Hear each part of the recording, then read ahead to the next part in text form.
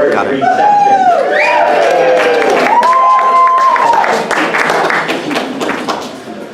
I'm Bob Schaefer. I'm ANA's public education consultant, and I'll be your MC this evening, but you'll be hearing from lots of other people. 3 decades ago, an upstart group of grassroots activists from communities downwind and downstream of U.S. nuclear weapons testing, production, and waste dumping facilities had an incredibly audacious idea. They decided to meet up together in Washington for a few days of collaboration in bringing their concerns from their communities to policymakers in the administration and on Capitol Hill. And their message at that time was to urge Congress to clean up the mess from 45 years at that time of nuclear weapons ventures and stop making any more. They called that event, the first event, DC Days, and there was no intention of continuing it as an ongoing event. This is the briefing book from DC Days number 1. I think we've learned how to focus our message. Yeah, right, it came with somebody to lift it for you. That first DC Days was put together by the group which was then called the Military Production Network, and led by an individual who had worked with groups in the Mountain West named Bill Mitchell, who tragically died way too early and unexpectedly 2 years ago this week. Many of you saw Bill's photo in the display up here. I believe we have in the room 3 people who were at that first DC Days. I just want to quickly recognize them.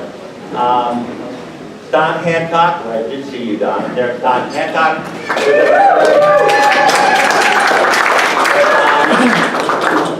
Liz Paul. Don is with the Southwest Research and Information Center in Albuquerque. Liz Paul is with the Snake River Alliance in Idaho's nuclear watchdog. And Liz, and it's part of something we're focusing on very heavily, getting the next generation involved. Liz is here with her daughter as well. And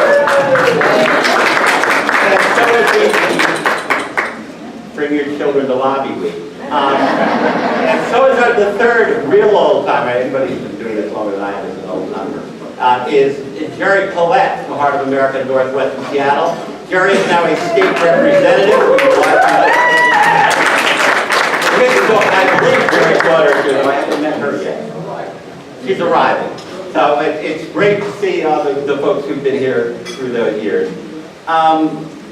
Flash forward now, I'm not going to do the 30 years history. Flash forward to 2018, and ANA is back in town celebrating the 30th anniversary of DC Days. This year we have about 70 activists, and from about 24 states. We're doing about 90 meetings with Trump administration officials, members of Congress, and their staff. Throughout DC Days, ANA groups have made a lot of progress on our issues. Grassroots lobbying has helped stop, along with our allies here in Washington, a number of the most incredibly dangerous and risky projects and expensive projects that various administrations, Democratic and Republican, have proposed, from the special isotope separator, which is the focus of DC Days 1, through Complex 21, better known as Bombplex, to the robust nuclear earth penetrator, aka the Buster Buster, till just this month, when the administration finally conceded what groups in the southeast and around the country have been saying for years, that the MOX products project to turn surplus plutonium into reactor fuel was nothing more than a boondoggle pouring money down the drain, and that and on the other side, helping to create DOE's cleanup program and getting $5 to $6 billion a year of funding, a small start to a liability that is in excess of 1/3 of $1 trillion to clean up the mess from now 75 years of the nuclear weapons venture. So there's still a long way to go, and ANA's visits here this week are focused around a very small set of policy paths, supporting adequate cleanup, supporting sound and responsible nuclear waste policies, opposing new programs that generate waste, opposing new nuclear weapons production capacity, opposing development of new nuclear warheads, and supporting measures to reduce nuclear dangers and enhance global security. Much of this information is covered in the program book that you should have received when you came in, and that program book acknowledges a number of our good allied organizations, both in Washington and the grassroots, who've helped make this DC Days reception possible. Tonight's reception is it's both looking back at the past 30 years and looking forward to the next generation of activism and to more and more victories. We're going to hear that history through a number of awards presentations and acceptance speeches, recognizing individuals for their extremely meritorious service in terms of NAAMA's mission and goals. And that mission has still not changed since that first DC days. The message to DOE and other agencies is clean up the mess of 75 years of nuclear weapons and stop making any more. With that, I want to turn to our first presentation and introduce to you Scott Young from Tri-Valley Cares in California, who will make the first presentation.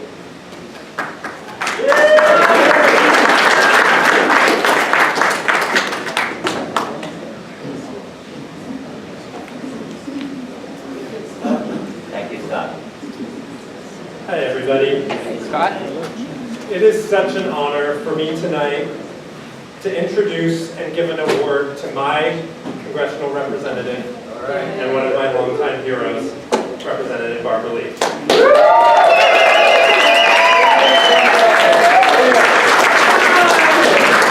So it was 17 years ago now that Representative Lee famously cast that lone vote against the authorization of the use of military force.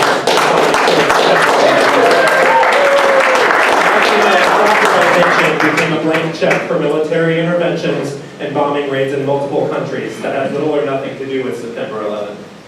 Representative Lee repeatedly pointed out the absurdity of the ever-expanding use of military force under that authorization, and history has proven her right. When I moved to the district in 2002, Barbara Lee Speaks for Me stickers were everywhere. And I was thrilled that my member of Congress was so brave, and I really felt for the first time that my member did speak for me. It was in 2008, I worked at a law firm in downtown Oakland up on the 14th floor of the Central Building, and down on the 3rd floor was the California headquarters of the fledgling at the time presidential candidate Barack Obama. And my paralegal one day told me that Barbara Lee was going to come and speak in a little office down there, and I thought that sounded great, so we went down together. And she came in the office, and there was about 40 people there that day, and she gave a very compelling speech about her colleague and friend, and told us that she believed he was going to be president, and you know what, I believed her. And every day after that, I went down there and made phone calls after work.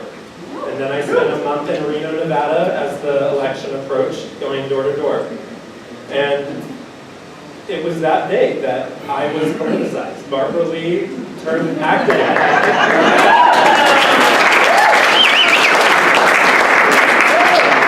You know, there's many ways that Representative Lee vigorously represents and supports the very complex and diverse and progressive 13th District of California. And there's many reasons to thank her, from her founding and continuing membership on the LGBT caucus, her leadership on the Progressive Caucus and the Congressional Black Caucus, and the way she continually fights for the rights of the poor and the disadvantaged and immigrants and communities of color, and her important work to normalize relations with Cuba. But tonight I'm specifically here to thank the Congresswoman for her years of work on the Budget and Appropriations Committees, fighting for more sensible defense spending, and specifically for her efforts to cut dangerous and wasteful nuclear weapons programs. For example, she has offered an amendment to the current National Defense Authorization Act, seeking to end funding for the development of new low-yield nuclear weapons, an issue that many of us are working on here at DC Days on the Hill. and she's co-sponsoring many other relevant amendments, and for that we really thank you. Year after year, Representative Lee has offered similar common sense amendments and sponsored and co-sponsored legislation like the Restricting First Use of Nuclear Weapons Act, which is currently an active bill that we are also working on at DC Days. And we thank you for being such a stalwart ally. Representative Lee, ANA stands with you on the right side of history, committed to achieving a more peaceful and nuclear weapons-free future. It's truly my honor to present you with this year's ANA Award for leading campaigns to cut weapons spending and vocally opposing plans that could reignite a global arms race and heighten the risk of nuclear war. Thank you.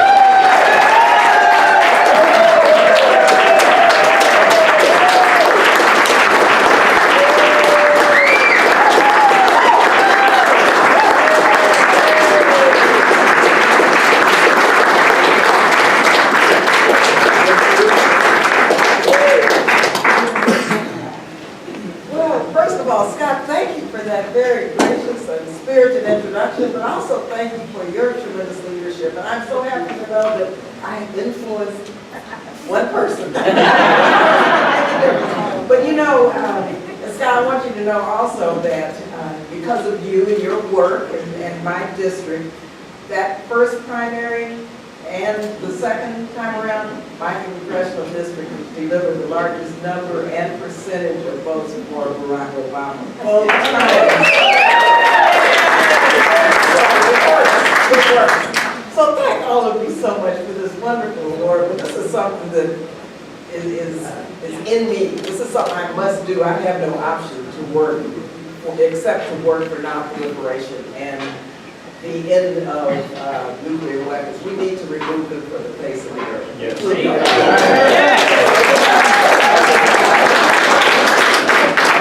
Now, I have to just say, I've worked for a great statesman, Ron Dellums, for many, many years. I was also at the day when I worked for Ron, a member of St. Freeze. So, this has been, as I say, part of my life. And I remember marching in a rally on the mall, in a marching rally years ago, where holding a sign that said, a nuclear bomb is an equal opportunity destroyer. And I wanted to do that because I wanted the peace movement to include the justice movement. And I wanted the justice movement and people of color to understand we needed to be more involved in the nuclear freeze movement. That's right. And so we still have a lot of work to do on that front. So I just encourage you to, we need to broaden our movement because the nuclear bomb is an equal opportunity destroyer. And we know now, and I think more people are beginning to realize once this 45th president pulled us out of the Iran deal and now with North Korea, I think more people are becoming aware of the dangers of nuclear weapons. I visited Cuba once. I've been many times trying to normalize relations between our country and Cuba. But on one of those visits, I visited the children of Chernobyl. Cuba took care of a lot of these kids. And let me tell you, to see what happened to these kids was totally devastating, first of all, for me, and I will never forget that.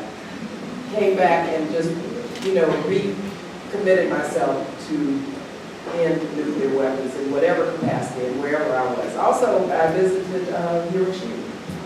And once again, first ever use of an atomic bomb. I will never forget it. So we have recent history. And we know what in the world can take place in terms of in many ways, probably the end of the planet as we know it. Yeah. So we have a lot of work to do. And I really thank you for your work each and every day because it's not easy. You all have been at this a long time. And we're making some progress. And I think you're beating the drum a lot louder now because when you see the debate around, for instance, the amendment that Scott spoke of, there was really no opposition to the amendment to cut $65 million from the warhead in the bill, but they wanted to study it a little bit more and know a little bit more about it. And, You know, so we did get some language into the appropriations bill that I think is a good sign that members of Congress on both sides of the aisle are really concerned about the stockpile now and about this president and what is taking place in this administration. And so the Trump nuclear posture review, I mean, these are some of the most harmful and controversial recommendations that I've seen. And I think that what you're doing here during your DC day is really educating members of Congress to the dangers of this. So just stay with it. Don't give up. Just know that your voice and your work is extremely important. It's extremely important to all of us. And we have to move forward and know that, you know, we can't have a lot of hope unless we know that we're able to feed our children rather than building nuclear bombs. And so you're providing a lot of that hope for people. We can't have better schools while money is spent on another missile program. We won't be able to live up to our highest ideals if we continue to be a country that values war versus seeking global peace and security during diplomacy. And so we're going to continue to fight to have a rational defense budget over $700 billion now. This is outrageous. It's obscene. Waste, fraud, and abuse, rampant. No authorization for these 41 times these wars around the world. The Congressional Research Service gave me an unclassified report. Since 2001, we've used force in 41 times, or used that authorization for unauthorized wars. Yemen, drone attacks, you name it. And so we have a lot of work to do, but I'm hopeful and I'm optimistic that we will continue to fight for peace and to fight for justice. And so thank you again very much for your attention.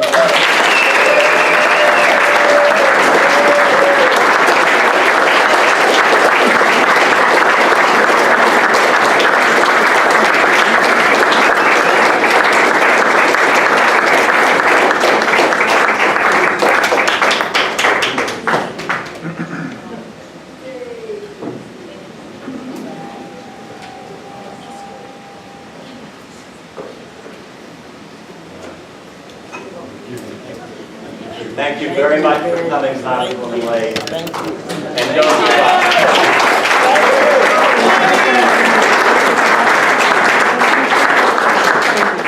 I think for the bell, the house is still in second, so it's very nice for her to come by. Congresswoman Lee mentioned Ron Dellums, her predecessor.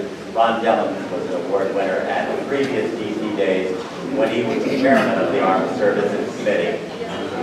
Personal note, elections matter. Would you like to see somebody like that chairing a committee? Results in November will determine which side carries. Judith Foley, are you here? Do I see you? Right here. Right okay, here. So I mentioned Bill Mitchell and his role in founding the Alliance for Nuclear Accountability, what was then called the Military Production Network.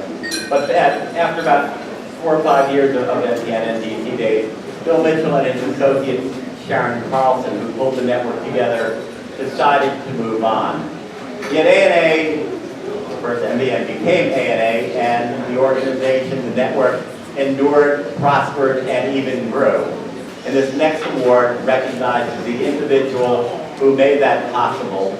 And the presented is Judith Moling from the Rocky Mountain Peace and Justice Center, and Judith is also the Vice President of the Alliance for Nuclear Accountability.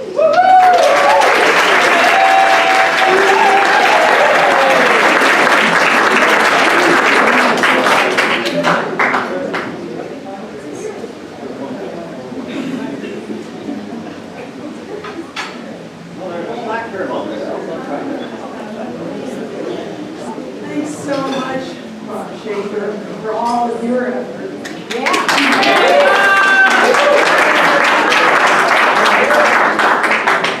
What an honor and a pleasure to be here talking about Susan.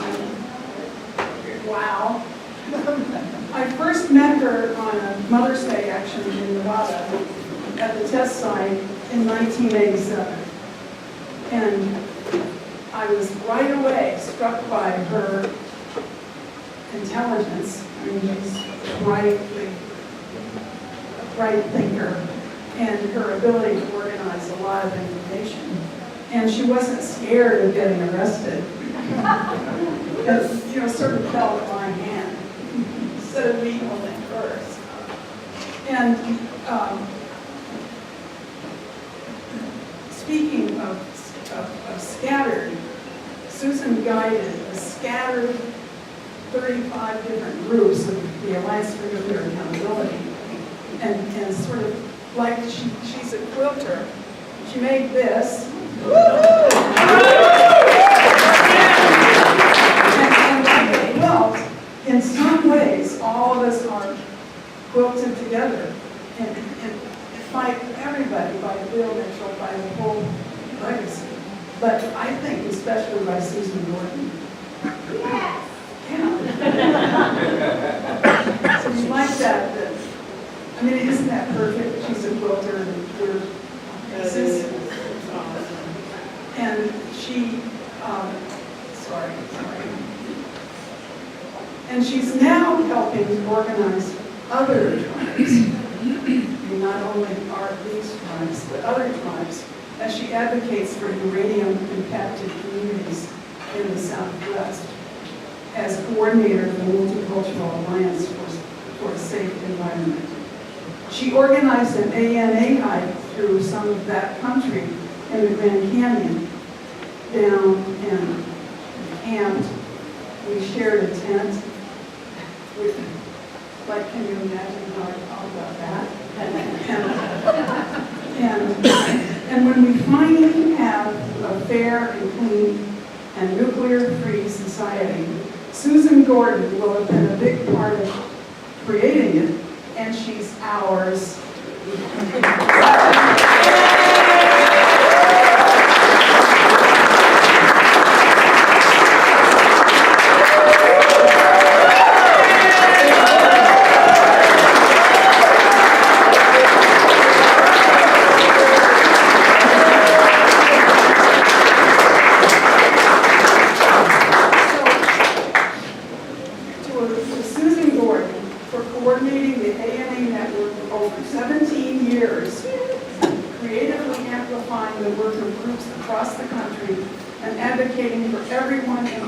By the nuclear enterprise. This day, this night, this woman. Congratulations.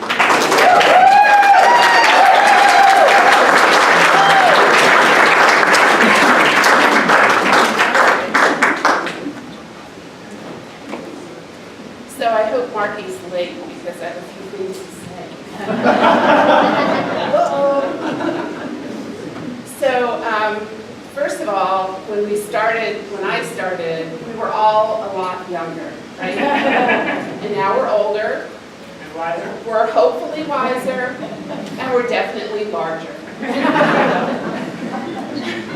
So I'm going to share some about my evolution over the years, starting with my 12 years in Coos Bay on the Oregon coast. That's where my babies were born in a treehouse. I was somewhat of a survivalist at that point, stockpiling food, trying to make sure I survived and my family survived a nuclear war.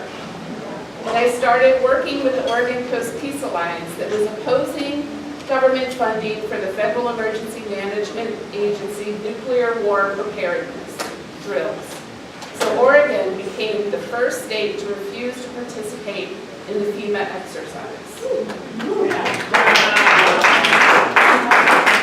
In 1987, which was also the year that NPN started, we traveled the state meeting with community groups and formed one statewide organization called Oregon Peaceworks. We decided to support Michael Petsky in his challenge of Representative Debbie Smith, who was an ultra-conservative war hawk. Is Mike here? There was some chance he might show up today. We lost that race by 707 votes, but we kept staff in place and we ran Mike again 2 years later and we won.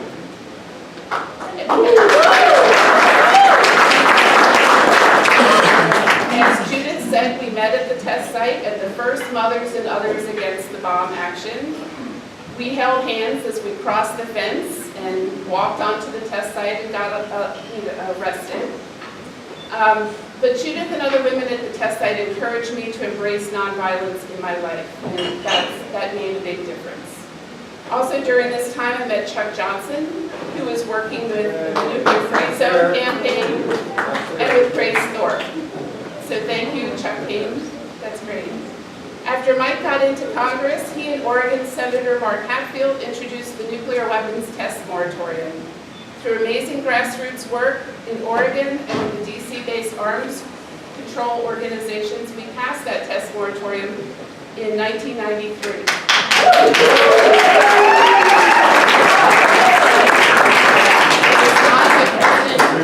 H.W. Bush. So I wanted to share that as a story of hope.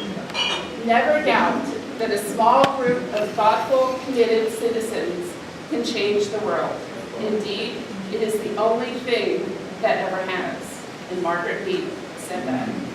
So I know it's true, and I keep this quote over my desk. If you don't have it over your desk, you should put it up there for those days when you wonder why you do this work. I was hired by the Military Production Network in January of 1995, and what a horrible name for a peace and environmental organization. Your mission was the opposite. So I want to share just some tidbits of some of my favorite memories over the 17 years. And I want to start with the groundbreaking of the National Ignition Facility. So Mary Leah Kelly, are you here, Mary Leah? Oh, yeah. And Jackie Cavasso secured an invitation for a few activists to attend the groundbreaking. So we're actually inside, the fence line. We wore black t-shirts that had a big NIF on it, which in our case stood for Nuclear Insanity Forever. And we wore black jackets to cover up our t-shirts. So we positioned ourselves near the media pool. And when Edward Teller showed up on the big screens on either side of the stage, we stood up and took our jackets off and stood in a circle in front of the press area. All the cameras went to us. Almost every newspaper story included a picture of us. Working with Senator John Glenn and Bob Alvarez to force the release of the iodine-131 study, a float trip on the Columbia River along the banks of the Hanford site with Tom Carpenter, where we ran out of gas in the middle of the river. Complex 21 was the plan to rebuild the nuclear weapons complex, and former ANA staffer Mason Lowe renamed it the Bombplex, which irritated DOE no end. ANA helped to generate more than 120,000 comments opposing this bad idea. It was the first time that electronic communications were used to send in public comments, and DOE was stunned. Now it's old school, but it wasn't then. Having my own special handler and armed security staff follow me around when I went to DOE facilities. Bringing my daughter to DC days. Liberating a few souvenirs from the Forrestal building and at the Nevada test site. My accomplices know who you are. Risk-based end states, states-based end risks, and risk-based states. What a wacky idea that one was. But we stopped it. Trips to Russia, being followed and filmed by the KGB. Realizing I could speak Russian if I drank enough vodka. No, you couldn't. Just kidding. He couldn't either. She got arrested on the subway for taking the picture. Traveling the Siberian Railroad with Scott Kovac and Jeremy Maxson, the former executive director of the Snake River Alliance. Meeting Ted Kennedy and his dogs. It's awesome to have friendly relationships with members of Congress, and especially to realize that they're just people too. Getting arrested at the Nevada test site with my son on Mother's Day. watching The West Wing on TV and suddenly hearing the Alliance for Nuclear Accountability as part of the list of groups that opposed a fictitious bill? Wow. I believe that I raised close to $5 million during the time I worked for ANA. We held several funders briefings to educate foundations about the collective work of all the ANA groups and support their fundraising efforts as well.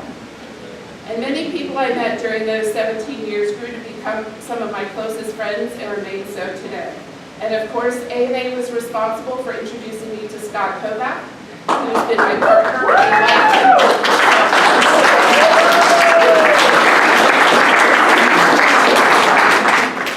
Dick Boone, often called the Hidden Hand, was an amazing person who was a mentor to me from the first few months I was hired.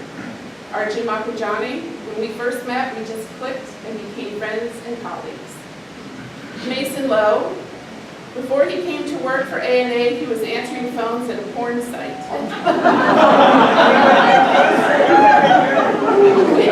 We remain really good friends, and he always thanks me for showing him the nonprofit world. He works as a fundraiser for the Pike Place Market Senior Services, and his band, which is called Red Butter, has a CD out. You can download it from Amazon. Thanks to Facebook, I'm in close communications with Pam Kingfisher, Lisa Crawford, Seth Tuller, my sister Diane Valentin, and many of our Russian colleagues, including several who joined us here for DC Days: Natalia Baronova, Alexander Nikitin, Sergei Pushenko, Nadia Kutubova, Andrei Talovlin, Oleg Botarov, and Vladimir Slivyak. And through regular email and phone calls, Tom Clements. Have you all celebrated the closing of Mox? I really hope we give Tom an award for this one. Martin Fleck with PSR. Martin, where are you? Oh yeah, I remember. You'll have to ask us what this means. Duct tape for you. And of course, Bob Schaefer. Bob has been the core of ANA since the beginning. He has taught all of us process, communication skills, and how to drink Maker's Mark. I will always appreciate all Bob has done to support me and ANA over 30 years. After I left ANA, I took a position as coordinator for the Multicultural Alliance for a Safe Environment. It's a network of 5 groups that work on stopping new uranium mines, pushing for cleanup of the more than 15,000 closed uranium mines and mills in the western part of the U.S., and health issues. I'm really dry. Does anyone have water? Health issues connected to uranium exposures. The MACE groups work at the front end of the nuclear fuel chain. The communities I work with now include indigenous people on Navajo Nation, at Laguna Pueblo, at one time the location of the largest open pit uranium mine in the world, and in Acoma Pueblo. In some cases, the mines were tunneled directly under villages,